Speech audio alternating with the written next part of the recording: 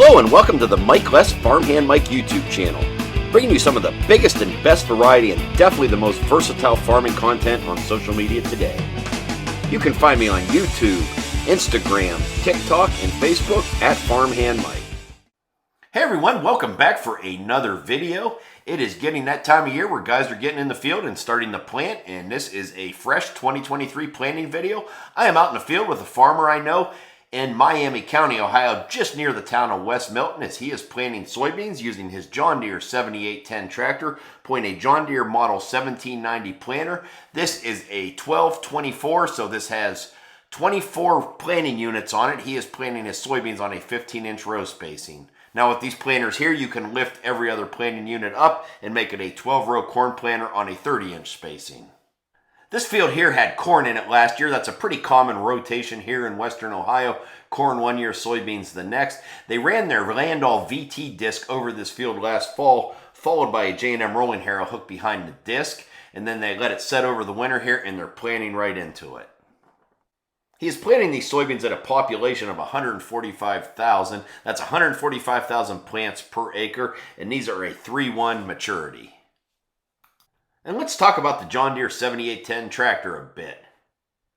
I don't know how many of these John Deere built, but I know there's a lot of them out there. I used to help a farm that had one of these, so I got a lot of seat time in one of these tractors myself. But these tractors were built in Waterloo, Iowa by John Deere from 1997 to 2003. You could get these in either two-wheel drive or front-wheel assist like you see here. These are powered with a Deere 6-cylinder diesel engine that was 496 cubic inches or 8.1 liter in size. These tractors were rated at 175 engine horsepower or 150 horsepower on the PTO. Looks like there was several different transmission options available on this tractor, from a full power shift to a power quad, and at the end of the production on this tractor, it even shows that they built some of these with an IVT transmission in them.